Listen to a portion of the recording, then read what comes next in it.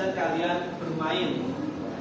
Bermain apa? Bermain ice breaking 1, 2, 3. Dan kita mulai.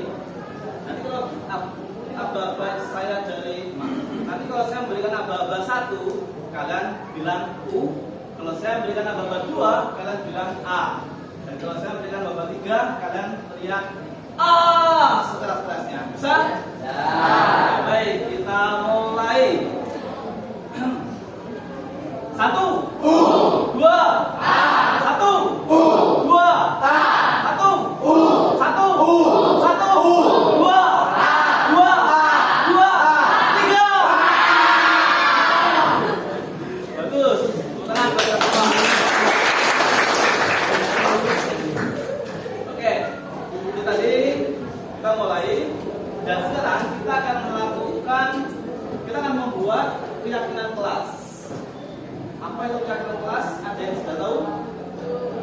Belum. Keyakinan kelas itu adalah nilai-nilai yang menjadi keyakinan kelas kita, yang kita junjung tinggi, yang kita hormati, untuk menjadikan nilai kelas kita ini memiliki karakter yang lebih bagus. Baik. Tujuannya adalah untuk kita membiasakan pembiasaan menjaga nilai-nilai disiplin, nilai-nilai positif dalam kelas kita. Baik, yang pertama saya menanyakan kepada kalian, bagaimana kelas kamu hari ini?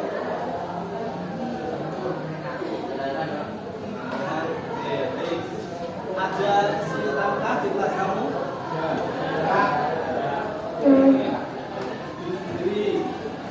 Tidak tahu. Oke, baik. Menurut kalian bagaimana kondisi kelas yang kamu inginkan? Ya. Menyenangkan. Seru. Bersih. Sejuk. Santai. Oke, baik. Kita sudah menemukan beberapa hal apa kelas yang kita inginkan.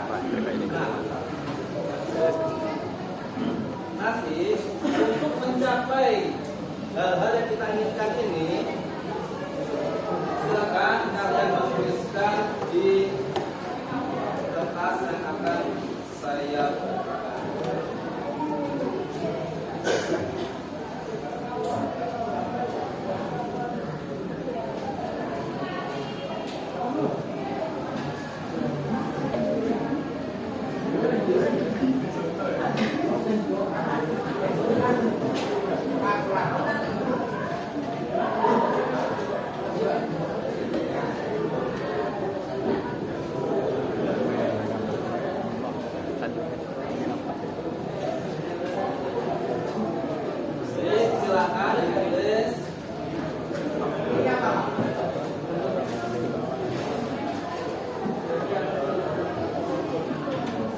kalian apa yang harus kalian lakukan untuk mencapai kelas yang kalian inginkan tadi?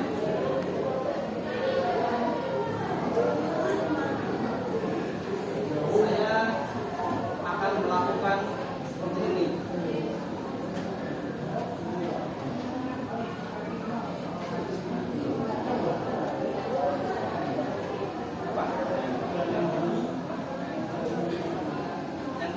Tapi lebih pada yang kita lakukan sendiri. Ini ada yang pernah kita sebut. Silakan ditulis.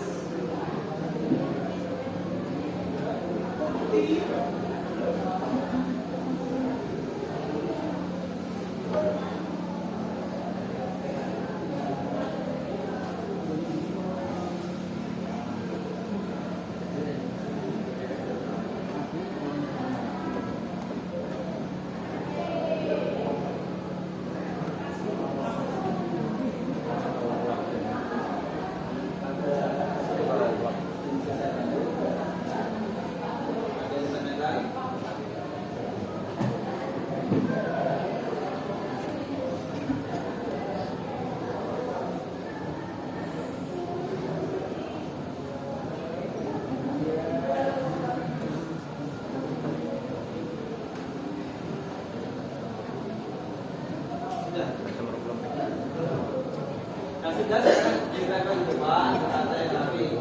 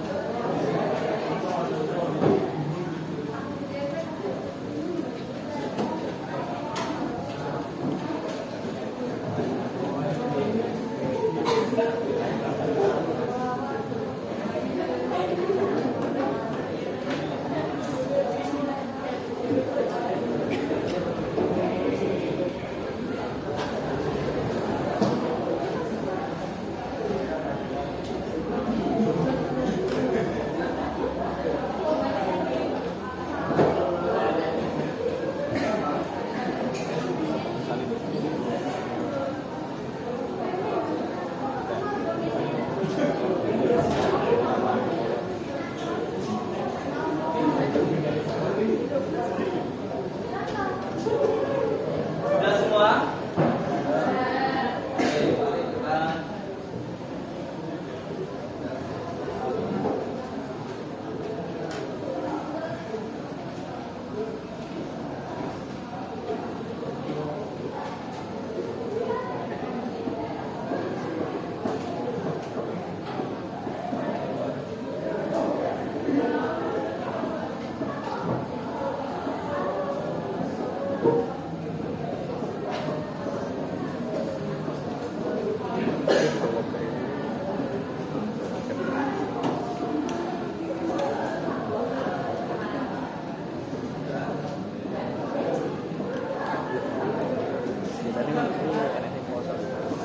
Oke, mari kita mulai baca satu persatu.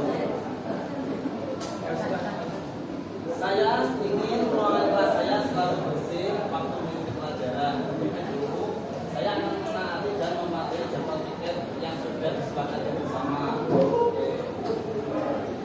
Terima kasih.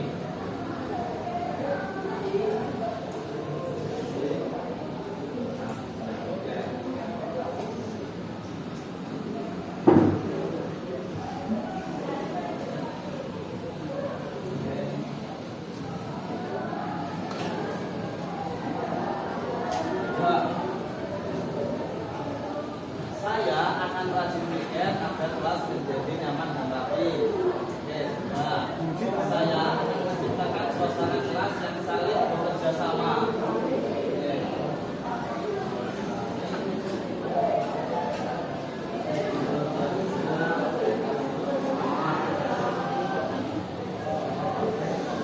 Selama ini sudah ada kerjasama belum? Ya.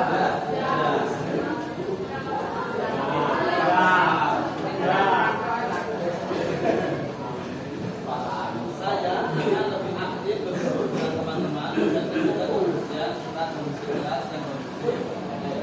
Aktif.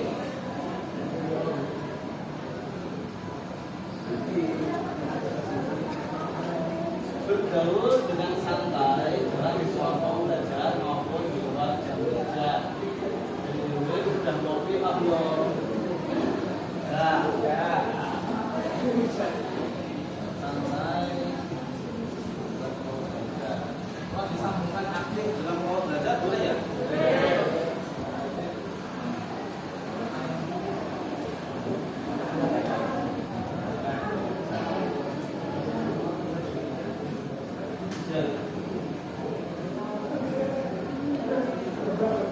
Saya akan membuat suasana kelas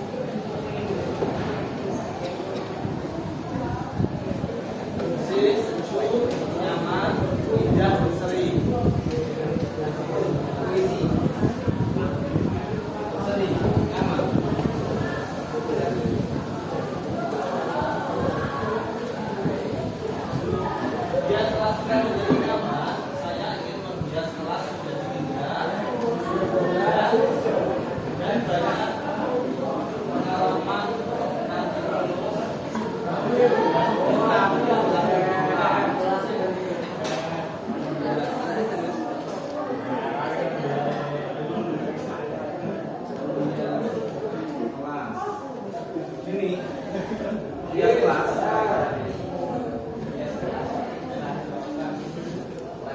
Pengen habis.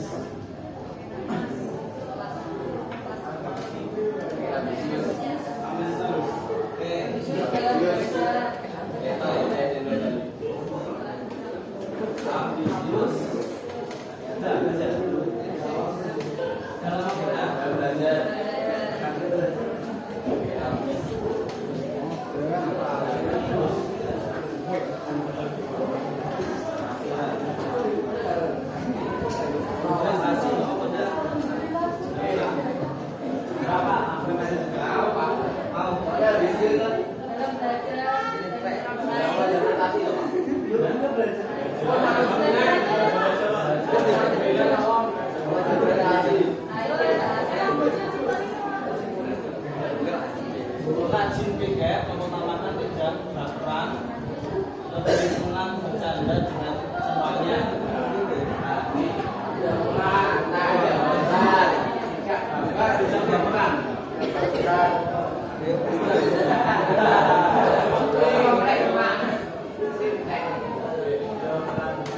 Saya ikhlas ini tenang, tidak membuat keributan ketika jam pelajaran dimulai.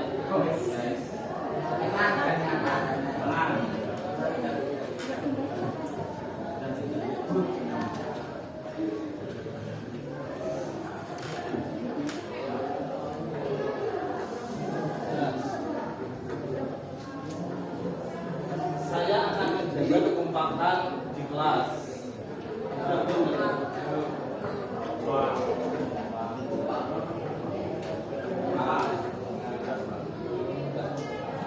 Kompak juga. Setiap ruangan kelas ada AC minimal kipas.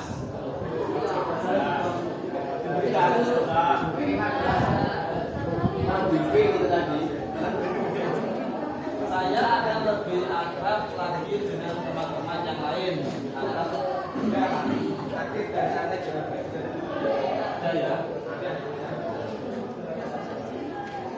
Bisa diajak kerjasama. Saya akan mencari tahu ke guru info.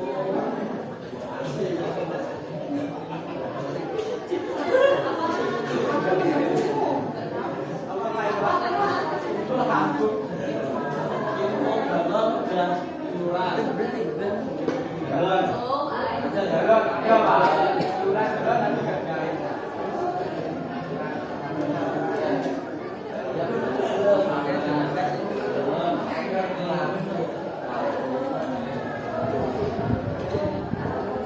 Selanjutnya rajin siswanya, rajin mengerjakan tugas yang kompak.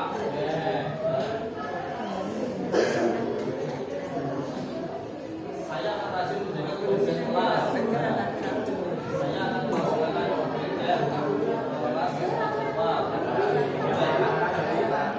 Saya ingin kelas saya bersih rapi. Saya juga harus menjaga kebersihan dan membuang sampah pada tempatnya. Saling menghargai agar kelas kita terlihat damai dan nyeni. Makan tugas kawan. Damai dan nyeni.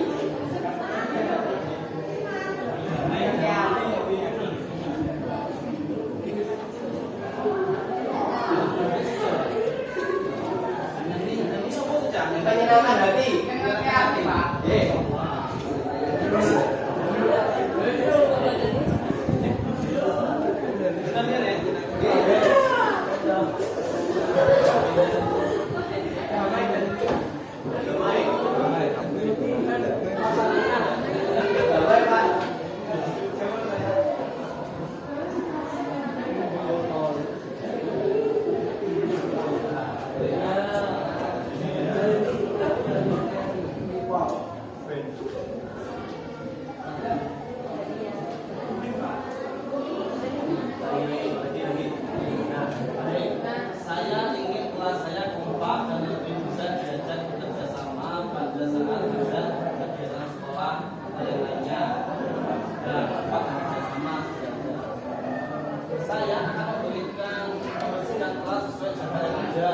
Membersihkan kelas sebelum yang sudah melaksanakan pelajaran antar kelas masing-masing.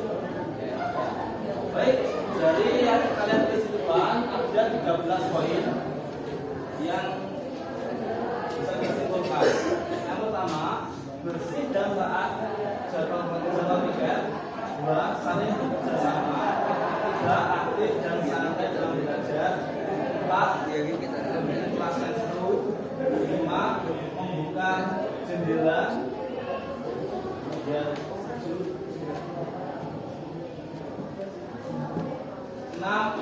Kelas yang nyaman. 7. Menghias kelas. 8. Ambisius dalam belajar. 9. Tidak baperan. 10. Tenang dan tidak ribut. 11. Apa? 12. Bukan jadwal air. 12. Ini. Baik, dari ke-13 poin ini silakan kalian ringkas, kalian rangkum, kalian padatkan ini menjadi cukup 3 sampai 4 saja.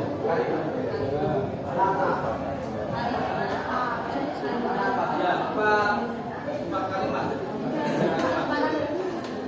Paragraf ya. Nanti hasilnya nanti nomor 1.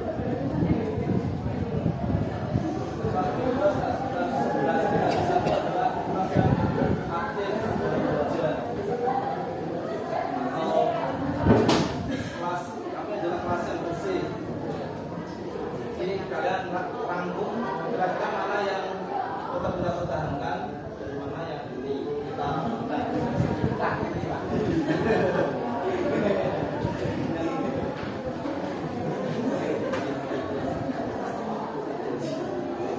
bersih dan taat, bersih dan taat. Ini apakah ini masih perlu ditambahkan? Tidak perlu. Maksudnya apakah ini dipertahankan? Ya, iya. Misalkan, saling bekerjasama. Perlu. Pertanyaan juga. Perlu. Aktif dan santai dalam belajar. Perlu ada. Perlu santai. Santai.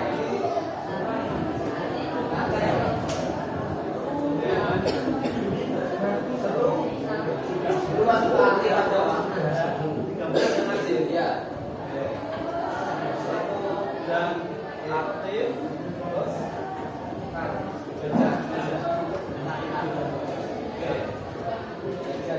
membuka jendela biar sejuk masuk ke jadwal weekend yang nyaman di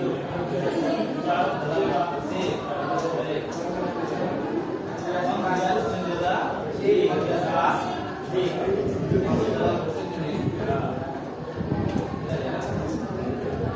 kelas yang ambisius dalam belajar. Perlu Pak. Perlu. Ambisinya tidak berperan. Perlu banget. Kelas yang tenang dan tidak ribut. Tidak mengorbankan ribut.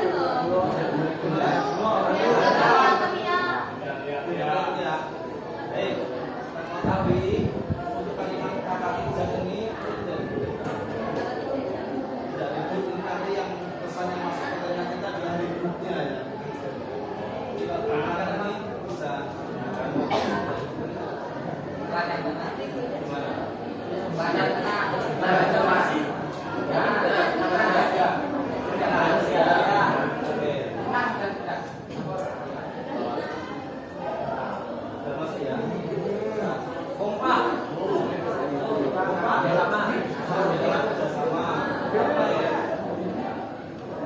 dalam air perlu Pak, adu kurang perlu memang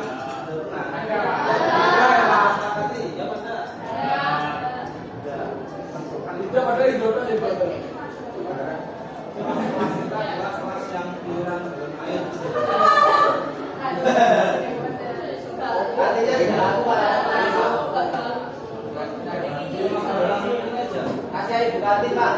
Ya, dimasuk dalam kerjasama aja ya. Ya. Oh, gimana yang ini? Apa ini?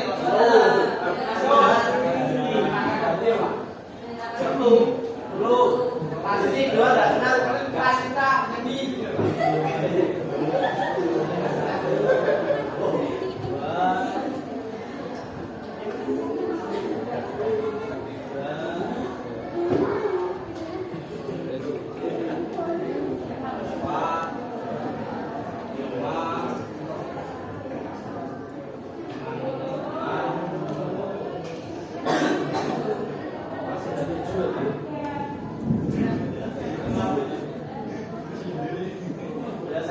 Saya bacakan. Satu, kelas kita adalah kelas yang bersih dan taat JKPR. Dua, kelas yang saling bekerja sama. Tiga, kelas yang seru dan aktif. Empat, kelas yang ambisius dalam belajar. Lima, kelas yang tidak baperan. Enam, kita adalah kelas yang tenang. Tujuh, kita adalah kelas yang menyanyi. Sepakat. Baik. Sudah sepakat. Saya akan selanjutnya kita akan membuat poster yang nanti poster ini berisi tentang kesepakatan kita itu dan akan kita pasang supaya sekarang ini kita bisa melihatnya.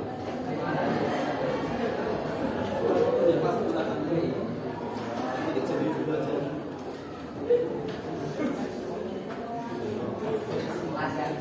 Sampai yang biasa mau berapa?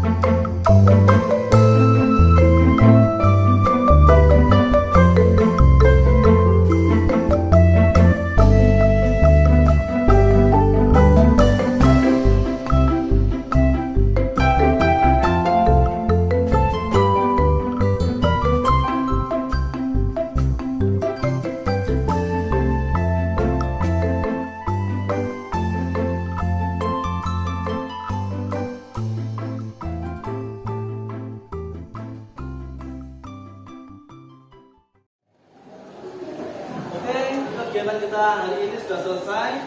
Kita telah membuat keyakinan kelas, yaitu nilai-nilai yang kita sepakati untuk meningkatkan budaya positif di kelas kita. Nah, setelah kita melakukan hal itu, apa refleksi kita? Apa hal positif yang dapat kamu ambil dari kejadian kita hari ini? Lebih memperbaiki diri, Pak. Lebih memperbaiki diri. Terus lebih bisa mengakrabkan diri ke teman. Oke. Ada lagi? Aktif. Oke, kita bisa lebih aktif dan menjalankan program-program keyakinan kelas. Oke, semoga keyakinan kelas kita bisa berjalan dengan lancar. Menjadikan kelas kalian menjadi semakin positif. Oke, pertemuan kita tutup dengan ice breaking 1, 2, 3 seperti tadi. Siap ya? Kita mulai. 1, 2, 1, 2, 1, 1, 2, 2, 2, 3.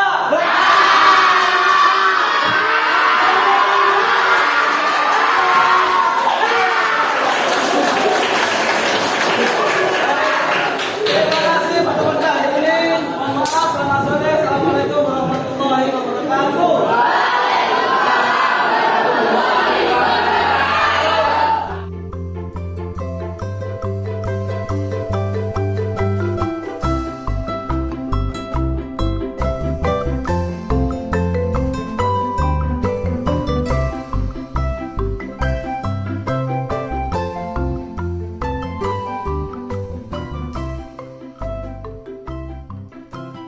Assalamualaikum warahmatullahi wabarakatuh. Waalaikumsalam warahmatullahi wabarakatuh. Terima kasih atas kehadirannya. Pada hari ini kita akan membahas tentang budaya positif. Mohon izin, saya akan menyampaikan materi tentang budaya positif yang berisi tentang yang kita bahas hari ini, yaitu 1. Perubahan paradigma belajar. Yang kedua, disiplin positif. Yang ketiga, motivasi perilaku manusia. Dan yang keempat, kebutuhan dasar. Yang kelima, keyakinan kelas. Dan yang keenam, restitusi. Selanjutnya, posisi kontrol restitusi. Kemudian nomor 8, segitiga restitusi. Dan pengalaman dan pembelajaran yang didapat setelah menerapkan konsep-konsep tersebut. Baik, kita mulai. Materi pertama tentang perubahan paradigma belajar. Pada masa lalu kita menggunakan proses pembelajaran teacher center, yang mana guru menjadi pusat pembelajaran dan menjadi sumber informasi. Semua proses pembelajaran berfokus pada gurunya. Dan sekarang perubahan yang terjadi adalah proses pembelajaran difokuskan pada murid. Apa yang murid butuhkan dan apa yang baik untuk murid. Selanjutnya, dulu pembelajaran berorientasi pada hasil. Yang penting hasilnya bagus, yang penting akhirnya itu nilainya bagus. Dan sekarang kita berorientasi pada proses. Bagaimana siswa itu melakukan proses belajarnya, bagaimana siswa itu mengalami jatuh bangun dalam belajarnya, itu yang kita dampingi. Selanjutnya, perubahan paradigma belajar. Proses pembelajaran cenderung mengarah pada dunia teknologi.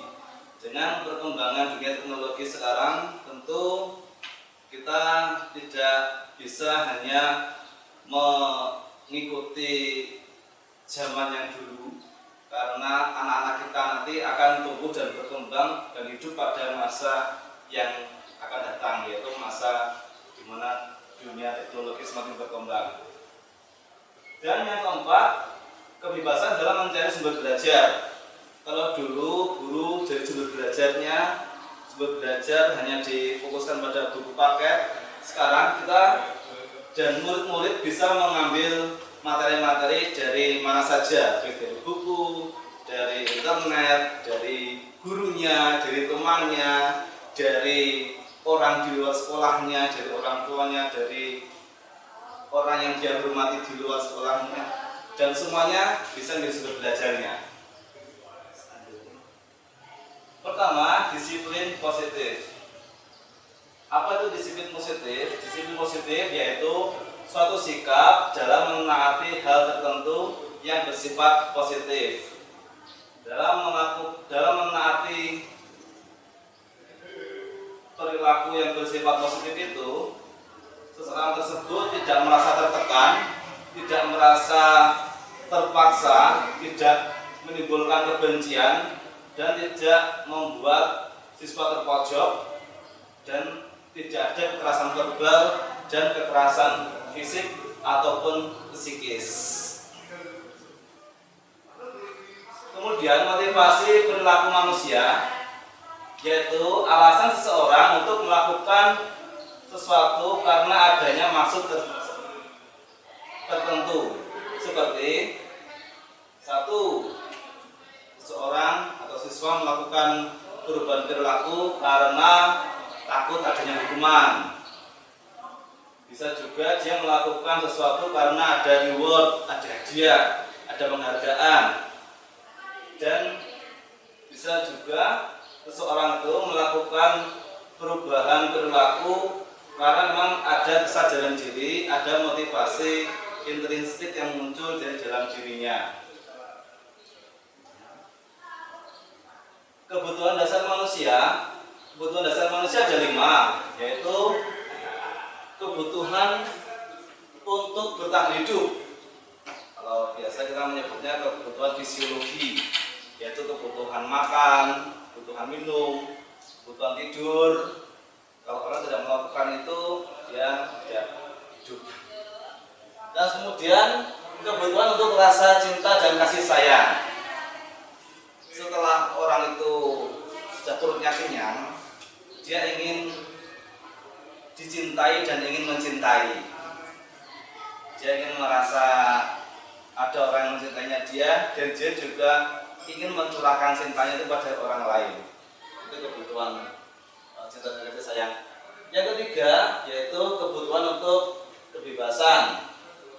Jadi kebutuhan kebebasan ini, seseorang ingin mengekspresikan dirinya setelah kenyang, sudah dihormati, dicintai dan bisa mencintai. Dia ingin mengekspresikan dirinya, dia ingin menunjukkan dirinya, kebisaannya. Dan yang selanjutnya, kebutuhan untuk merasa senang. Jadi dia bisa melakukan apa yang dia sukai, apa hobinya dia, apa yang dia minati. Itu kebutuhan untuk rasa senang. Walaupun sedang tidak ada kegiatan, ingin iseng-iseng nyanyi atau ingin jalan-jalan atau rekreasi, itu kebutuhan rasa senang. Kemudian yang terakhir, kebutuhan untuk kekuasaan. Itu kebutuhan ingin diakui, membutuhkan pengakuan kalau dia mampu. Kemudian mungkin kalau orang sudah kaya, dia pengen jabatan, pengen memiliki posisi tertentu dalam suatu sistem sosial.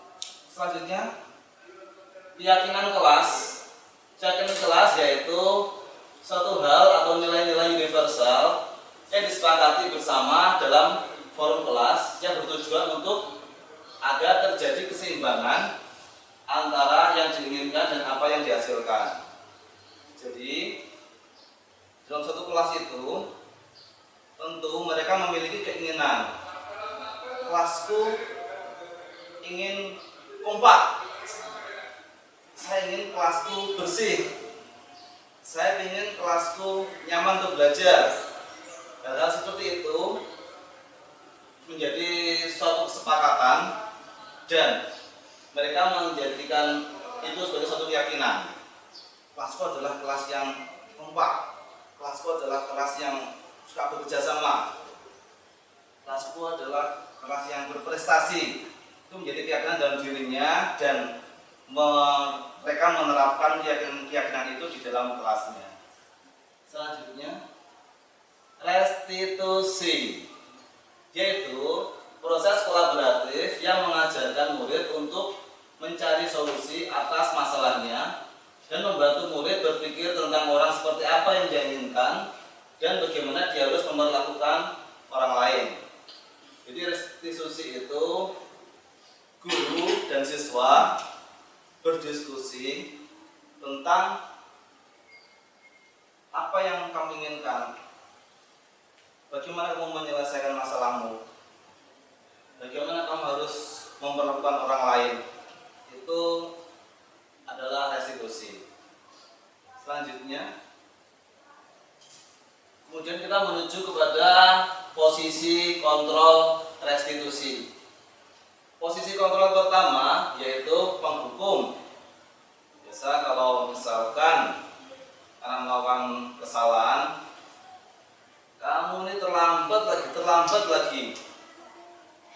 Kapan kamu bisa tepat waktu? Itu posisi penghukum. Biasanya orang mengambil posisi kontrol penghukum cenderung melakukan keras terhadap kekerasan verbal dan maupun non verbal. Biasanya menggunakan intonasi tinggi, biasanya matanya agak tajam dan volume suaranya tinggi. Misalkan kamu belajar terus, kamu diajarin kok nggak bisa, kamu ini dablek sekali. Itu kekerasan verbal kepada siswa. Dan juga bisa juga menggunakan kekerasan fisik, itu juga bagian dari posisi kontrol penghukum. Yang kedua, membuat rasa bersalah. Misalkan ada satu kelas mendapatkan tugas dan ada anak yang tidak mengerjakan tugas, dan itu kemudian Bapak Ibu gurunya menyampaikan, ayo kau dikerjakan, nanti kalau kamu tidak mengerjakan saya dimarahi wali kelasmu. Itu membuat siswa merasa bersalah. Suatu contoh lain, kalau suatu kelas ramai, kemudian Bapak Ibu gurunya mengatakan, tolong jangan ramai, nanti kalau ramai saya dimarahi sama kepala sekolah. Itu membuat siswa merasa bersalah dan konsekuensi dari posisi kontrol ini adalah siswa merasa dirinya telah mengecewakan, merasa dirinya memiliki konsep diri yang negatif. Termasuk posisi penghukum tadi, siswa merasa jadi aku ini anak yang nakal, aku ini anak yang tidak baik. Itu membuat konsep diri negatif pada murid-muridnya. Kemudian yang ketiga yaitu posisi kontrol sebagai teman. Posisi kontrol sebagai teman ini, guru biasa menggunakan humor, biasa menggunakan kalimat-kalimat, istilah-istilah yang setara dengan siswanya. Dan biasanya guru suka membantu kesulitan siswa. Namun kelemahannya yaitu karena siswa terbiasa dengan dibantu oleh Bapak Ibu guru, siswa merasa tergantung dengan Bapak Ibu gurunya, sehingga pada saat suatu waktu Bapak Ibu guru itu tidak bisa membantu siswa tersebut, siswa itu merasa telah disakiti, merasa telah jadi korban, atau Bapak Ibu guruku sudah tidak sayang lagi sama saya, seperti itu. Itu posisi sebagai teman. Kemudian yang keempat yaitu posisi pemantau. Sebagai posisi pemantau, ini biasanya schedule-nya dia suka mengawasi siswa dan menegakkan tata tertib yang ada di sekolahnya. Misalkan kamu terlambat, kamu harus push up. Memang aturannya kamu terlambat dan ini konsekuensi dari keterlambatan itu. Siswa harus melakukan apa yang tercantum dalam peraturan tersebut. Kemudian posisi pemantau juga guru tersebut cenderung berorientasi pada data, berorientasi pada skrip tulisan dan aturan yang ada pada sekolahnya, sehingga siswa melakukan konsekuensi dari perilakunya itu mungkin tidak dengan rasa senang hati, mungkin bisa dengan rasa terpaksa, dan bisa jadi siswa itu akan membenci gurunya, meskipun gurunya yang gaya pemantau ini mengatakan dengan tidak melotot seperti yang pun tadi. Memang gaya untuk pemantau ini cenderung pelan dan pokoknya ini adalah aturan dan harus dilakukan. Itu posisi pemantau. Yang kelima yaitu manajer. Posisi manajer ini adalah cenderung kepada mengakomodir apa sih kesulitannya siswa. Kamu punya kesulitan apa? Masalahmu apa? Kemudian saya bisa bantu apa? Bagaimana kamu bisa menyelesaikan masalahmu? Itu posisi manajer. Dan siswa akan merasa lebih dihormati, lebih didengarkan, dan siswa melakukan apa yang sudah menjadi konsekuensi perbuatannya itu dengan kesadaran dan dengan motivasi intrinstiknya. Kemudian kita menuju kepada segitiga restitusi. Segitiga restitusi ini yang pertama, ini adalah langkah-langkah untuk membantu siswa dalam mengambil tanggung jawabnya. Yang pertama, menstabilkan identitas. Menstabilkan identitas ini bila anak merasa kadang anak melakukan kesalahan, mungkin dia bisa menyadari kesalahannya itu, bisa juga dia tidak menyadari kesalahannya itu, ataupun memang dia tidak terima bila disalahkan. Maka dari itu dijadikanlah, membuatlah setelah distabilkan identitasnya. Baik, saya tahu posisi kamu. Kemudian yang kedua yaitu memvalidasi kesalahan atau kebutuhannya. Oke, sekarang keadaan kondisinya seperti ini. Bagaimana apa yang kamu butuhkan? Apa yang sudah kamu lakukan? Itu anak mengutarakan, saya telah melakukan ini, kesalahan saya adalah ini. Anak menyampaikan dengan kesadaran, dengan menyampaikan sendiri apa yang kesalahannya dan apa yang dia butuhkan. Yang ketiga, menanyakan keyakinannya. Menanyakan keyakinannya.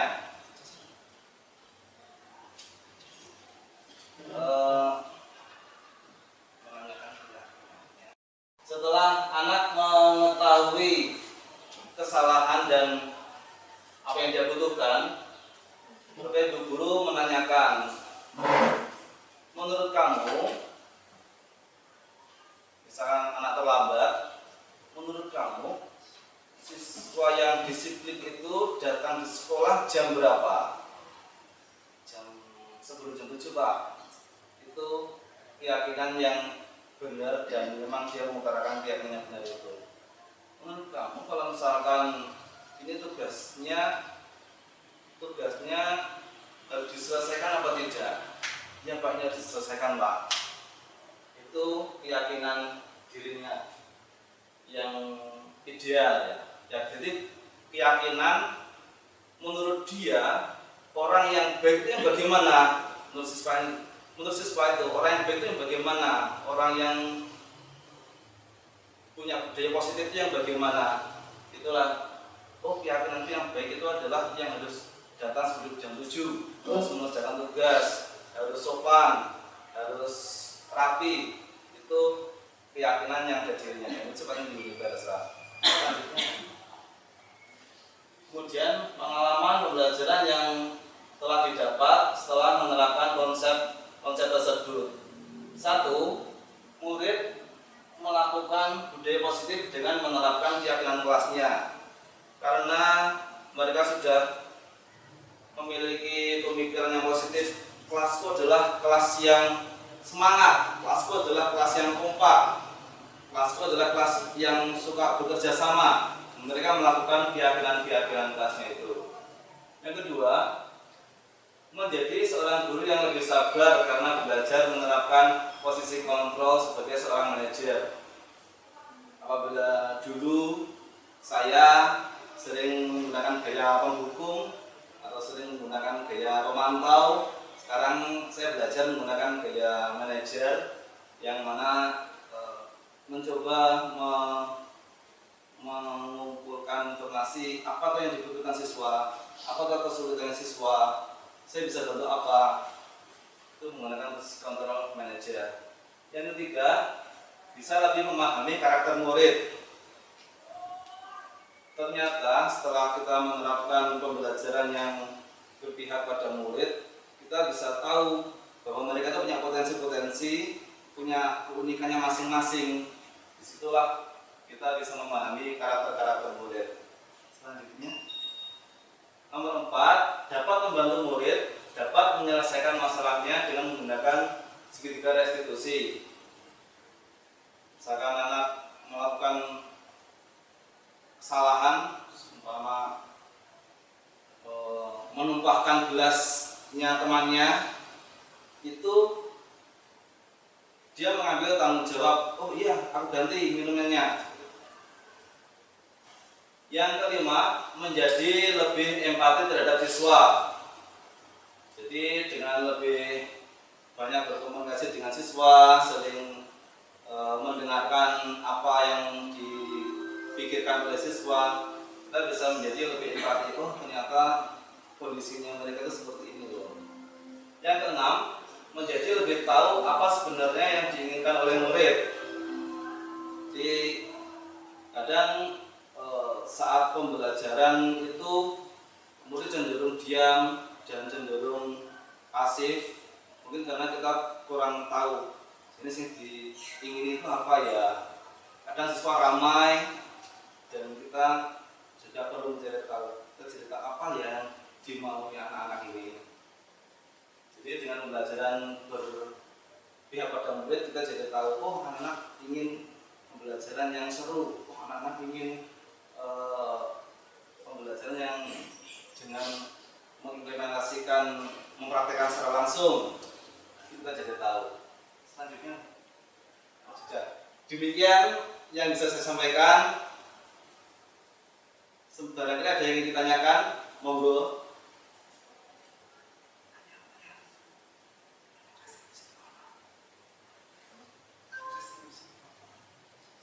Oh iya, silakan. Baik, terima kasih atas pemaparan materinya tadi, sangat luar biasa sekali. Apakah mungkin juga nanti di sini juga bisa, mungkin dari saya secara pribadi juga bisa menerapkan budaya positif di sekolah. Nah, mungkin di sini ada banyak tantangan dan kendala yang mana biasanya sering saya alami atau saya rasakan saat mencoba untuk menerapkan seperti halnya tadi ya, posisi kontrol itu sendiri kan ada 5 tadi sebagai penghukum, manajer dan lain sebagainya tadi yang sudah disampaikan.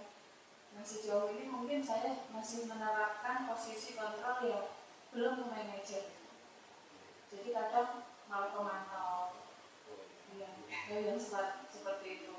Nah, gimana caranya mungkin saya nanti bisa menerapkan tidak hanya di sebagai posisi kontrol teman atau itu, tapi lebih kepada manajer.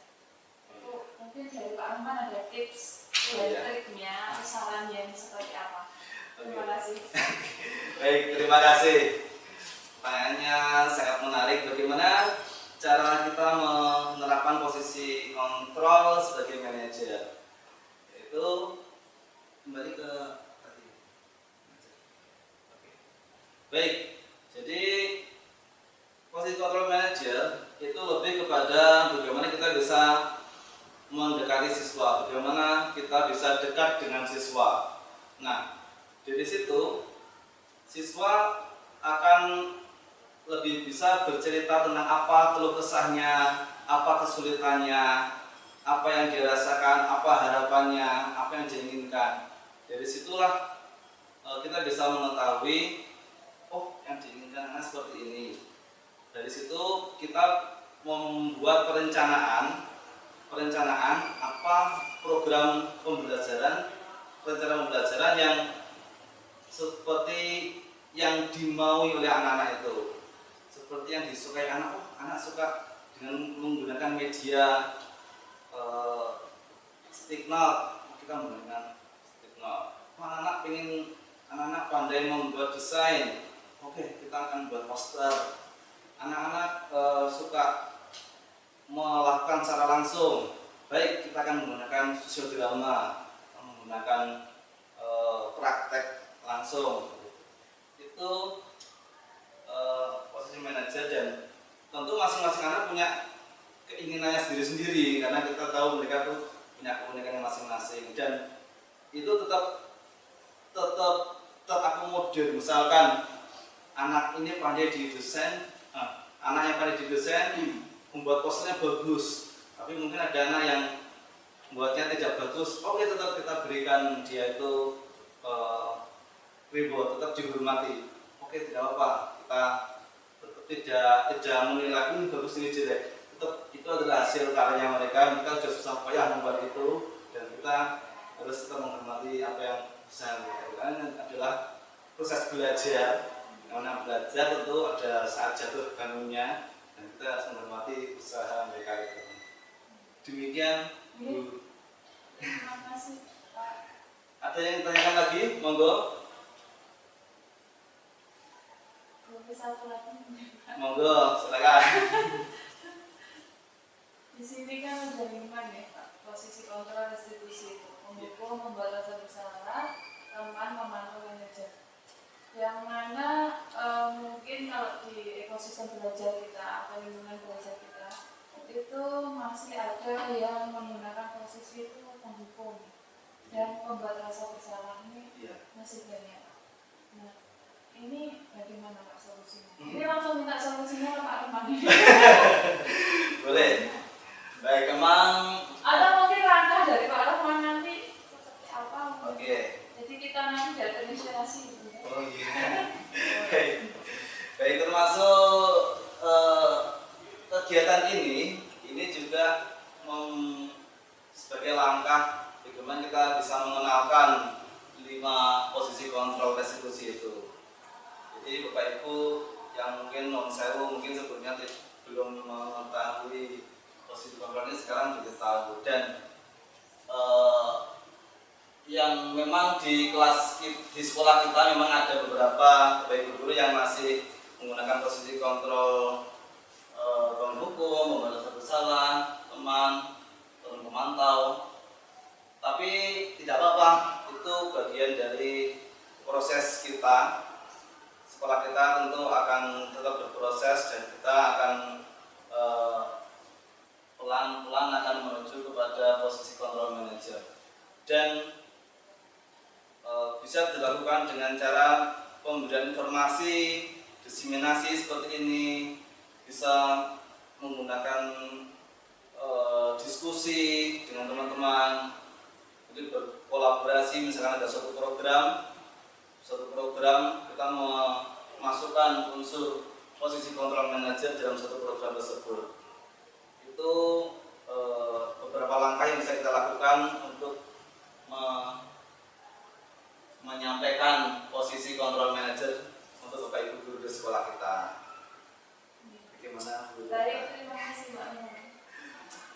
Ada yang tanyakan lagi mungkin? Oke, silahkan monggo. Di situ tadi pemaparannya dari 5 posisi kontrol resolusi, dan dari pemaparan tadi sempat disebutkan atau dijelaskan bahwa posisi yang diharapkan itu adalah manajer. Iya. Pertanyaan saya, apakah itu bisa diterapkan di semua kayak lingkungan dengan sekolah itu Pak ya? Iya. Sementara kalau misalkan posisinya beda, kalau kita mungkin beda bisa ya. Kalau mungkin posisinya ada di kadet, mana mereka harus menegakkan aturan dengan cara ketat dan disiplin, itu otomatis mereka memposisikan diri di posisi kontrol yang lain. Nah, posisi kontrol yang 5 itu menyeimbangkan atau memang tujuannya yang diharapkan adalah pada posisi manajer. Ya, terima kasih. Memang ada tim-tim yang memang selama ini menggunakan posisi kontrol pemantau atau pendukung. Tapi pada arahnya ke depan kita akan menggunakan posisi kontrol manager, yang mana kalaupun siswa itu melakukan indisipliner, tentu kita memberikan dia kesempatan menyampaikan ada apa kok